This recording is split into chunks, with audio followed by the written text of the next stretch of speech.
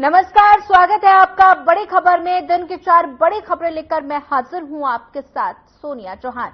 वहीं बता दें कि पहली खबर फरीदाबाद से, जहां सीएम नायब सिंह सैनी ने जिले को 200 करोड़ की सौगात दी, और दूसरी खबर फरीदाबाद से, जहां विधानसभा चुनाव को लेकर बीजेपी एक्टिव मोड में नजर आ गई है और साथ ही इसी के चलते फरीदाबाद में अहम बैठक की गई। और तीसरी खबर यमुनानगर से है, जहां दौरे पर पहुंची कांग्रेस सांसद कुमारी शैलजा ने सरकार पर जमकर निशाना साधा। और चौथी खबर कालांवाली से है, जहां बारिश ने प्रशासन के दावों की पोल खोलकर रख दी है। ये दिन की 4 बड़ी खबरें हैं, आप तस्वीरों के माध्यम से समझ सकते हैं। पहली तस्वीर पानीपत से, जहां पर सीएम सैनी ने पानीपत वासियों को सौगात दी है, 12 परियोजनाओं का शिलान्यास किया। और साथ ही दूसरी खबर फरीदाबाद से, चुनाव को लेकर एक्शन में बीजेपी नजर आ रही है और जिला कार्य समिति की बैठक हुई। और वहीं तीसरी खबर यमुनानगर से, जहां यूरिया खाद को लेकर किसान काफी ज्यादा परेशान है और कुमारी शैलजा ने सरकार पर आरोप लगाया।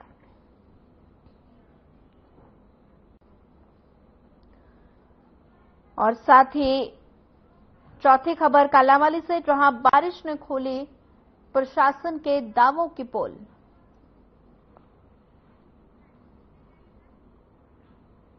चलिए रुक करते हैं पहली खबर का। पानीपत दौरे पर रहे सीएम नायब सिंह सैनी ने जिले को करीब 200 करोड़ की सौगात दी और 12 परियोजनाओं का शिलान्यास किया। और साथ ही इस दौरान सीएम सैनी ने कहा कि बीजेपी की सरकार में बिना भेदभाव कार्य हो रहे हैं। हरियाणा की 8% दर अभी भी बरकरार है और 15,000 परिवारों को 30 गज के प्लॉट दिए।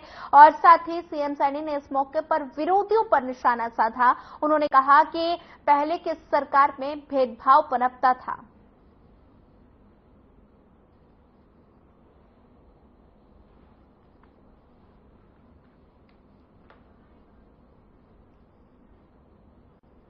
और मैं आपको इस बात से भी अवगत कराना चाहता हूं कि हमारी सरकार लगातार लोगों के हित में, ये उनका जीवन सरल हो, उनको सुविधाएं मिले, मजबूती से कदम आगे बढ़ा रही हैं और उसका लाभ भी लोगों तक पहुंच रहा है। अगर हम देखें, कांग्रेस के द्वारा ये समस्या का खड़ी की हुई थी कि उनको एक बात बोल दी गई थी कि हम आपको ये प्लाट देंगे। प्लाट के नाम के ऊपर लगातार घूम रहे थे, ना कहीं उनके पास कागज थे और ना उनके पास कब्जा था, और वो लगातार लोग चक्कर काट रहे थे। परंतु हमने आकर के उसका दुरुस्तीकरण किया। हमने आकर के लगभग 6,500 लोगों को हमने कागज भी दिए और कब्जा भी दिया, और 20,000 लोगों के खाते के अंदर, जिनके पास गांव में जमीन नहीं थी, 100 गज का प्लाट खरीदने के लिए 1-1 लाख रुपया उनके खाते के अंदर भी पहुंचाने का काम ये हमारी सरकार ने किया है। भाइयों, मुझे ये खुशी है कि अभी पिछले दिनों हमारी सरकार ने 30 जून को ही मैंने हरियाणा प्रदेश के 75,000 यहीं पानीपत के अंदर ये कार्यक्रम का आयोजन हमने किया था। और उस कार्यक्रम के अंदर 75,000 ऐसे हमारे बुजुर्ग थे जो लाभार्थी थे, जिनकी पेंशन वो लग गई थी। उस पेंशन को भी हमने इसी पवित्र भूमि से हरियाणा प्रदेश के 75,000 जो हमारे बुजुर्ग थे उनको पेंशन देने की यहां से शुभारंभ किया था।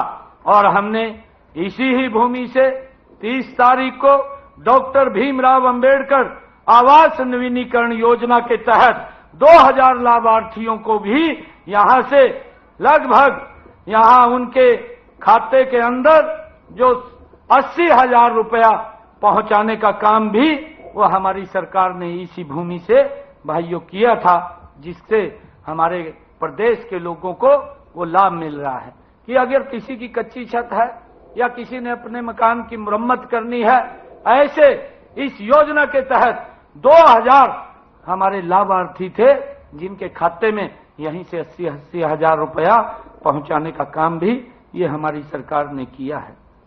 और भाइयों, इसी प्रकार से हमने पिछले दिनों रोहतक में एक और योजना मुख्यमंत्री शहरी आवास योजना, उसका भी शुभारंभ किया।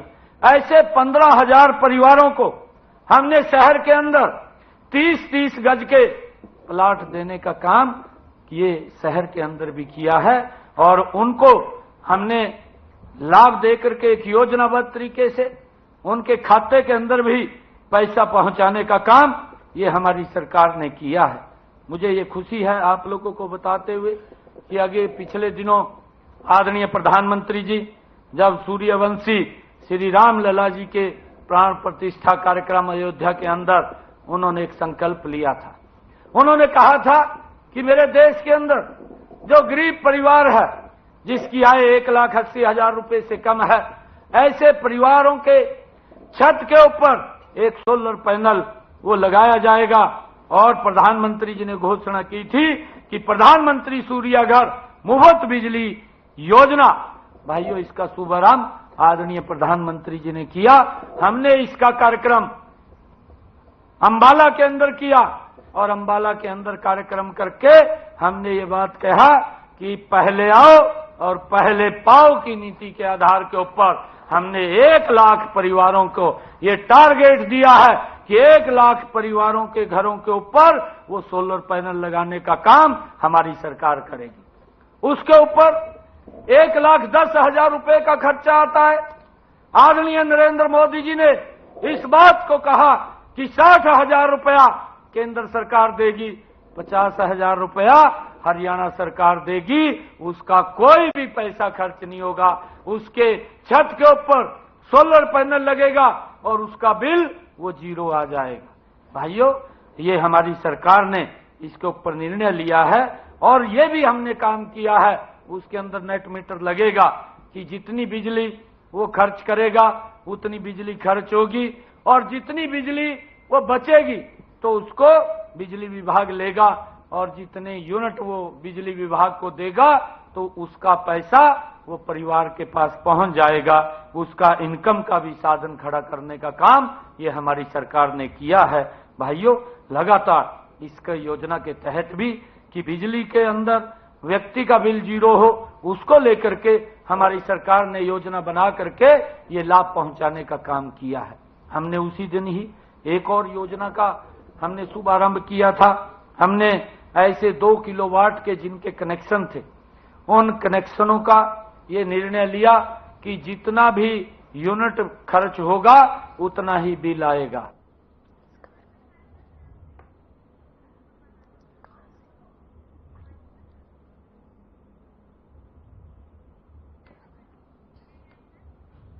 वहीं इसी खबर पर ज्यादा जानकारी साझा करने के लिए हमारे संवाददाता धर्मवीर पानीपत से संवाददाता हमारे साथ जुड़ गए हैं। धर्मवीर, पानीपत को सीएम सैनी ने सौगात दी है और साथ ही 12 परियोजनाओं के सीएम सैनी ने सौगात दी है। क्या कुछ ज्यादा जानकारी, एक बार अपडेट दे दीजिए।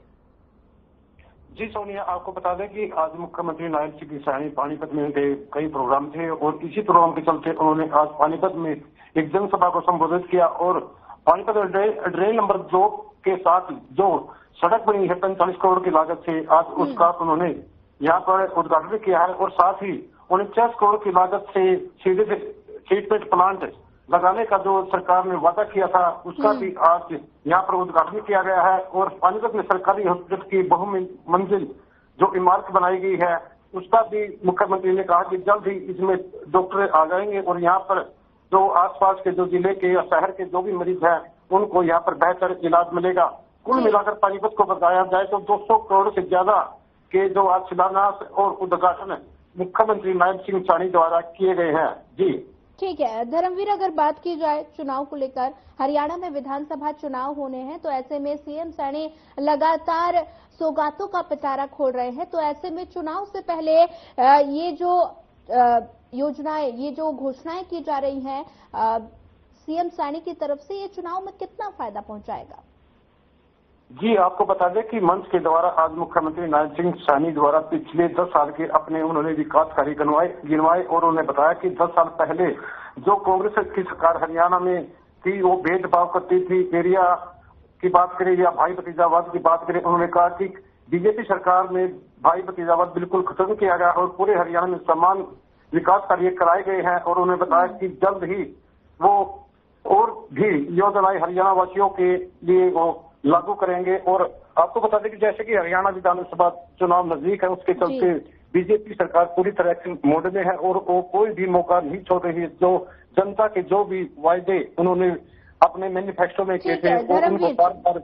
ठीक है धर्मवीर, अगर बात की जाए विपक्ष को लेकर, विपक्ष लगातार हमलावर है सत्ता पक्ष के ऊपर कि लगातार जो सीएम सैनी घोषणाएं कर रहे हैं वो एक तरीके से चुनावी घोषणाएं हैं, इस पर क्या कहेंगे? जी, आपको बता दें कि जैसे कि विधानसभा चुनाव नजदीक है और 100 दिन के आसपास का टाइम बता है, मुख्यमंत्री नायब सिंह सैनी द्वारा भी विरोधियों पर उन्होंने हमला बोला है कि वो खाली बातों बातों में लोगों से वादे करते थे। और उन्होंने बताया कि हमारी सरकार बनने के बाद हमने धरातल पे काम किया है, चाहे वह 6,500 लोगों को प्लाट देने की बात हो या ग्रामीण प्रवेश में जिनको प्लाट नहीं मिले उनको 1-1 लाख रुपए उन्होंने बताया कि उनके खाते में डालने का काम उन्होंने किया है। और उन्होंने बताया कि आगे भी जो भी गरीब व्यक्ति का जो भी उनके सामने समस्या आएगी उनको वो जल्द करेंगे। आपको बता दें विधानसभा चुनाव को लेकर मुख्यमंत्री नायब सिंह सैनी एक कड़े तेवर विपक्ष की ओर देखने को मिले। जी धर्मवीर, अगर बात की जाए योजनाओं को लेकर तो 200 करोड़ की सौगात मुख्यमंत्री ने पानीपत वासियों को दी है, तो ऐसे में पानीपत वासियों में सौगात को लेकर कितना उत्साह, कितनी खुशी? जी, पानीपत वासियों से जब इस बारे में मुख्यमंत्री की घोषणाओं के बारे में पूछा गया या उनसे उद्घाटन किया गया है, शिलान्यास किया गया उनके बारे में, तो लोग काफी खुश नजर आए। और इसके साथ ही आज मुख्यमंत्री नायब सिंह सैनी ने 10 करोड़ रुपये शहरी विधानसभा पानीपत के लिए उन्होंने अनाउंस किए हैं कि जो भी विधायक उनके काम में उनके सामने आएंगे या छोटे हैं, गली का है या कुछ भी है, वो 10 करोड़ रुपए की उन्होंने यहाँ पे घोषणा की। और साथ में ग्रामीण विधानसभा जहाँ से पंचायत मंत्री महिपाल डांडा है, वहाँ उन विधानसभा के लिए भी आज 10 करोड़ की उन्होंने घोषणा की है कि मंत्री जी महिपाल डांडा जो भी विकास कार्य चाहे जहाँ पर भी उनको जरूरत पड़े वो अपने 10 करोड़ के विकास कार्य शुरू करवा सकते हैं। जी धर्मवीर, अगर बात की जाए विधानसभा चुनाव को लेकर तो विधानसभा चुनाव को लेकर बीजेपी एकदम एक्शन मोड में नजर आ रही है। वहीं मुख्यमंत्री नायब सिंह सैनी घोषणाओं का पिटारा खोल रहे हैं और ऐसे में ये जो घोषणाएं हैं क्या ये विधानसभा चुनाव को देखते हुए दी जा रही हैं? जी, आपको बता दें कि मूलभूत सुविधाएं पब्लिक को, जनता को चाहिए। जिस तरह मुख्यमंत्री लगातार घोषणाएं कर रहे हैं और उद्घाटन कर रहे हैं और शिलान्यास कर रहे हैं, उसके लगते जनता में कहीं उनके प्रति नरम जो रुख है वो विधानसभा चुनाव में नजर आएगा। उसी के चलते मुख्यमंत्री लगातार वो हर विधानसभा के हर डिस्ट्रिक्ट के दौरे कर रहे हैं और लोगों की वो समस्याएं सुन रहे हैं और लगातार उनकी समस्या का वो निदान भी कर रहे हैं। जाहिर बात है कि इसका जो फायदा है वो बीजेपी को विधानसभा चुनाव में जरूर मिलेगा। जी बिल्कुल धर्मवीर, अगर बात की जाए तो विरोधियों पर मुख्यमंत्री नायब सिंह सैनी ने निशाना साधा है। उन्होंने कहा कि विपक्ष जो है लगातार हमलावर है भारतीय जनता पार्टी के ऊपर और साथ ही ये जो घोषणाएं मुख्यमंत्री कर रहे हैं ये एक तरह से चुनावी जुमला है, चुनावी जुमला इसको करार कर दिया गया है। ऐसे में लगातार विपक्ष सत्ता पक्ष पर निशाना साध रहा है, तो ऐसे में सैनी मुख्यमंत्री की तरफ से कोई प्रतिक्रिया, कोई रिएक्शन? मुख्यमंत्री नायब सिंह सैनी ने विरोधी पर निशाना साधते हुए कहा कि वो हवाई वो वायदे करते थे जनता से और वो कोई भी काम वो धरातल पे नहीं करते थे। उन्होंने बताया कि जब से बीजेपी की सरकार 10 साल से हरियाणा में वो चल रही है वो धरातल पे बिल्कुल काम कर रही है और जनता भी इनके कामों से संतुष्ट कहीं न कहीं दिखाई दी। और जैसे ही चुनाव नजदीक है मुख्यमंत्री लगातार वो विधानसभा में जा रहे हैं और वहाँ की समस्या के तो वो सुन ही रहे, साथ में उनका निदान भी हो साथ ही साथ करते जा रहे हैं, जिसके चलते विधानसभा चुनाव में बीजेपी को इसका फायदा जरूर मिलेगा। और विरोधियों के पास जैसे कि उनका कहना उनके पास कोई मुद्दा ही नहीं बचेगा विधानसभा चुनाव में। वो इतनी विकास कार्य पीछे भी कराए हैं और आगे भी कराने का काम करेंगे। जी ठीक है धर्मवीर, ज्यादा जानकारी साझा करने के लिए आपका धन्यवाद। बढ़ते हैं अगली खबर की ओर। विधानसभा चुनाव को लेकर बीजेपी एक्शन मोड में नजर आ रही है और जिसके चलते फरीदाबाद में विस्तृत जिला कार्य समिति की बैठक का आयोजन किया गया और इस दौरान कैबिनेट मंत्री मूलचंद शर्मा, शिक्षा मंत्री सीमा तिरखा, उद्योग मंत्री मूलचंद शर्मा, पूर्व कैबिनेट मंत्री विपुल गोयल और साथ ही सीएम के राजनीतिक सचिव अजय गौड़ समेत तमाम भारतीय जनता पार्टी के कार्यकर्ता मौजूद रहे।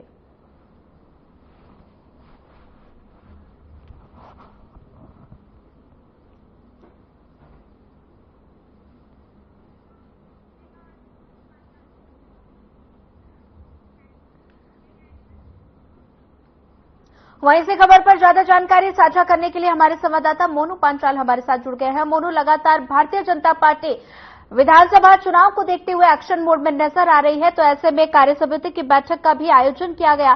बैठक को लेकर क्या कुछ ज्यादा जानकारी, अपडेट दे दीजिए। सोनिया, देखिए, जिस तरीके से देखा जाए तो कहीं ना कहीं अब जो बीजेपी पार्टी जो है वो लगातार एक्टिव मोड में नजर आ रही है। वहीं बात की जाए तो हरियाणा के तमाम जिलों में जो है वो इस बैठक का आयोजन किया जा रहा है। इस बैठक में तमाम जो जिले के जो नेता हैं वो यहाँ पर पहुंच रहे हैं। चाहे वो फरीदाबाद की बात की जाए तो फरीदाबाद जो है दीप परिजित करके जो है वो शुरुआत की गई यहाँ पर बैठक की, और बैठक में तमाम बात की जाए तो तमाम कार्यकर्ता मौजूद थे। और इसके साथ साथ सोनिया, मैं आपको बता दूं कि जो है कैबिनेट मंत्री मूलचंद शर्मा यहाँ पर जो है इस बैठक में मौजूद थे। और उसके साथ साथ बात की जाए तो सीमा त्रिपाठी वो भी इसमें मौजूद थी, जिला अध्यक्ष राजकुमार बोरा जी वो भी इसमें मौजूद थे। उनके साथ जो है विपुल गोयल वो भी इसमें मौजूद थे। तो तमाम तरीके से देखा जाए तो कहीं ना कहीं जिले के बड़े चेहरे इसमें इस जो बैठक में मौजूद थे, और साथ साथ कार्यकर्ता भी मौजूद थे।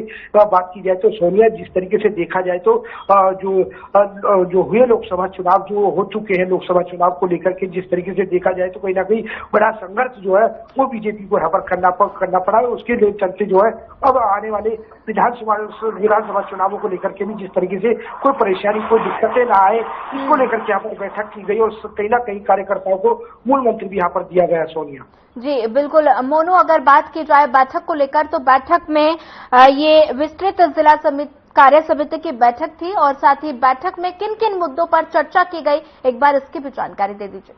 सोनिया, देखिए, इस बैठक में तमाम तरीके से जो लोकसभा चुनाव हो चुके हैं उसको लेकर के भी यहाँ पर एक चर्चा हुई थी कि किस तरीके से जो है कहीं ना कहीं बूथ लेवल से लेकर के, और कहीं ना कहीं जिस तरीके से देखा जाए तो ब्लॉक के जो स्तर पर जिस तरीके से बूथ बने हुए हैं उनको जो है वोटरों को किस तरीके से ये योजनाएं हैं बीजेपी की, उस तरीके से किस तरीके से उनके पास पहुंचाया जाए या किस तरीके से उनको जागरूक किया जाए।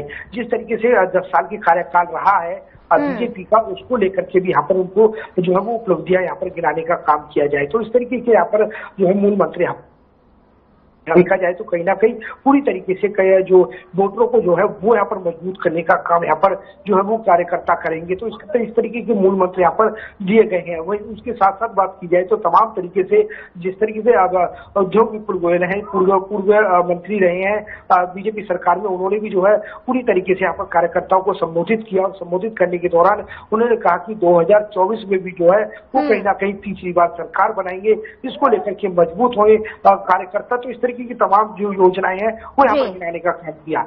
जी ठीक है मोनू, अगर बात की जाए विधानसभा चुनाव को लेकर तो विधानसभा चुनाव को लेकर बीजेपी एकदम एक्शन मोड में नजर आ रही है। तमाम तरह की बैठकें हो रही हैं और साथ ही मुख्यमंत्री भी घोषणाओं का लगातार पिटारा खोल रहे हैं। तो ऐसे में विधानसभा चुनाव को देखते हुए भारतीय जनता पार्टी किस रणनीति के तहत ये विधानसभा चुनाव लड़ने जा रही है? देखिए सोनिया, जिस तरीके से देखा जाए तो हरियाणा के मुख्यमंत्री नायब सिंह सैनी लगातार जो है वो सौगात के पिटारे जो है वो यहाँ पर खोलते हुए नजर आ रहे हैं। जिस तरीके से देखा जाए तो सबसे ज्यादा गरीब तबके के लोगों को जो है वो यहाँ पर सहायता देने के काम यहाँ पर किया जा रहा है। जिस तरीके की योजनाएं हैं, चाहे वो प्लॉट से संबंधित हो, चाहे वो जिस तरीके से प्लॉट ना मिले हो 1-1 लाख रुपए देने की बात हो, चाहे वो तमाम तरीके से बातें की जाए। जिस तरीके से देखा जाए तो कहीं ना कहीं नीचे तबके के लोगों को जिस तरीके से कैटेगरी की बात की जाए तो ओबीसी या पीसी की बात की जाए तो उनको जो एक कहीं ना कहीं तमाम तरीके के तोहफे यहाँ पर देना, जिस तरीके से कहीं ना कहीं राजनीति में हिस्सा देने की बात हो, चाहे उसमें जो है कहीं ना कहीं व्यापार में बढ़ोतरी की बात हो, चाहे उसमें जिस तरीके से जो है सैलरी में वेतन जो है बढ़ाने की बात हो, तो तमाम तरीके से यहाँ पर जिस तरीके से लगातार जो है पिटारा यहाँ पर खोलते हुए नजर आ रहे। तो कहीं ना कहीं अहम जो है यहाँ पर जो है बीजेपी को एक फायदा जरूर होता हुआ मिलेगा कि जिस तरीके से देखा जाए तो तमाम तरीके से गरीब तबके से लेकर के कहीं ना कहीं उद्योग लोगों तक जो है वो कहीं ना कहीं योजनाएं देने का काम जो यहाँ पर हरियाणा के मुख्यमंत्री करें तो कहीं ना कहीं लाभ जरूर मिलेगा। जी ठीक है मोनू, ज्यादा जानकारी साझा करने के लिए आपका धन्यवाद।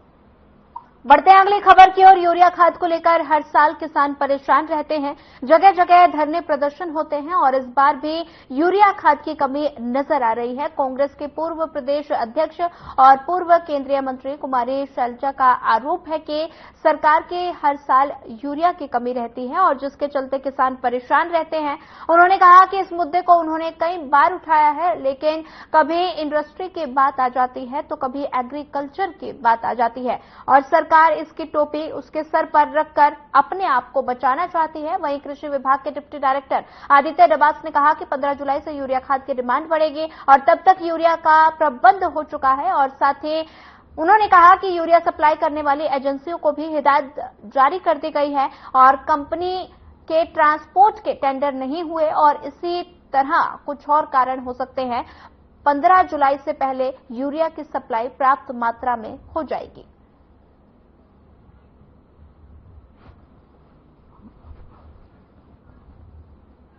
जब समय आता है तो हमेशा इसकी किल्लत होती है कि ऐसा क्यों होता है। तो कभी इंडस्ट्री की बात आ जाएगी, कभी एग्रीकल्चर की आ जाएगी, इसकी टोपी उसके सर, उसकी टोपी उसके सर। सरकार, जैसा मैंने कहा, माहिर है इस तरह की बातों में। असली में जहां चाहिए वहां मिलता नहीं है। देखो, अन्नदाता के साथ इस सरकार ने हमेशा भेदभाव किया है, चाहे उनको उनकी कीमत देने की बात हो, चाहे हम खाद की यूरिया की बात करें, चाहे कॉम्पेंसेशन की बात करें। देखिए, यूरिया की डिमांड जो है वो हमारे पास 15 जुलाई से बढ़ेगी। तकरीबन 120 सेल पॉइंट हैं जो हमारे कोऑपरेटिव सोसाइटीज के हैं। 120 सेल पॉइंट में 90 हमारे सेल पॉइंट ऐसे हैं जो वर्किंग में है। इसमें से कुछ सेल पॉइंट्स से मैंने कल रिपोर्ट ली थी। उस सेल पॉइंट्स में कुछ ऐसे हैं जिन्होंने अभी जो सप्लाई करने वाली कंपनियां हैं यूरिया, उनकी पेमेंटें नहीं की हैं। जैसे मुख्य तौर पे इफको है, कि किरबको और आईपीएल कंपनी है। हमने उनके अधिकारियों को बुला करके एक बैठक की थी कि भाई आप नियमित तौर पर जो आपको सप्लाई ऑर्डर्स हैं, जो आप सप्लाई ऑर्डर्स को अपने नियमित करें। उसमें एक किरबको कंपनी का ये है कि किरबको कंपनी का अभी तक उनका जो ट्रांसपोर्ट का टेंडर है वो नहीं हुआ है। उसमें थोड़ी अड़चन आ रही है कि उन्होंने कहा कि हम जल्दी इसको सॉर्ट आउट कर लेंगे। तो जितनी सोसाइटीज हैं, सभी कोऑपरेटिव सोसाइटीज में आने वाले एक हफ्ते 10 दिन में सब में यूरिया पहुंच जाएगा और तभी यूरिया की डिमांड किसानों के यहाँ बढ़ेगी। बरसात के कारण गांव कालावाली में करीब 3 से 4 फुट पानी गलियों में भर गया है और जोहड़ का पानी भी अनुसूचित जाति के मोहल्ले में भर गया और जिसके कारण लोगों को भारी परेशानी हो रही है। लोग सुबह से ही प्रशासन में राजनेताओं के मुंह ताक रहे हैं कि कौन आएगा और कौन उन्हें संभालेगा, क्योंकि विकास के नाम पर सभी दावे तो बड़े बड़े करते हैं लेकिन धरातल पर सच्चाई कुछ और ही है। वहीं सरपंच अजैब सिंह मौके पर पहुंचे और उन्होंने पाइपलाइन लगाकर पानी निकालने का काम शुरू किया। पंचायत की ओर से काम शुरू होने पर लोग बेशक राहत महसूस कर रहे हैं, लेकिन अभी भी फिलहाल स्थिति गंभीर बनी हुई है क्योंकि गांव में पानी बहुत ज्यादा भरा हुआ है और बाढ़ की स्थिति बनी हुई है। हमारी तो सरकार से यही मांग है, हमारे जो एस्टीमेट बनकर गया हुआ है उसका टेंडर जल्दी से जल्दी लगवाएं। हर साल 3-4 लाख रुपया पंचायत का यूं ही खराब हो जाता है। तो अभी प्रशासन को कोई कॉल वगैरह किया गया, कोई आया हो प्रशासन की तरफ से? प्रशासन की तरफ से कोई नहीं आया, कोई गाँववासी है, पंचायत मेंबर है, गाँववासी बस जैसे निकालते हैं वैसे देखिए वो क्या होता है। निकासी की पानी निकासी के लिए प्रशासन की ओर से कोई प्रबंध नहीं किया गया। हमारी गांव कालावाली की ग्राम पंचायत, सरपंच, समूह पंचायत और पंचायत सदस्य व समाज सेवी लोग अपने लेवल पर इसका पानी निकासी का प्रबंध कर रहे हैं। ट्रैक्टर वगैरह से जो अस्थायी साधन है, लिफाफा वगैरह लगाकर। प्रशासन की ओर से अभी तक हमारे पास कोई आदमी सहायता नहीं पहुंचा। हमारे सरपंच साहब सुबह 4 बजे से लगे हुए हैं, तो इनके साथ गांव के पंच हैं और समाज सेवी हैं। पंचायत मेंबर गांव कालावाली के बीच में जो हो रहा है रानियों वाला, उसमें बारिश के कारण जल भराव हो गया। उसकी पानी की निकासी का कोई भी प्रबंध नहीं है। सारी गांव की ग्रामवासी और ग्राम पंचायत अपने पखे लगाकर पानी की निकासी बाहर निकाल रही है। पानी को कोई भी सरकार इस बल ध्यान दे रही। गांव में 14-15 साल हो गए ये रानियों वाला जोड़ है जो इसमें जल भराव हो जाता है और कोई भी सरकार इसकी समस्या का कोई भी हल नहीं कर रही।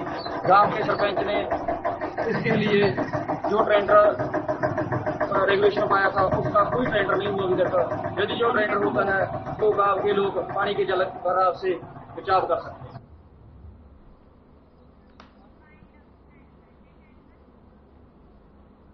फिलहाल बड़ी खबर में बस इतना ही। ज्यादा खबरों के लिए बने रहिए हमारे साथ। नमस्कार।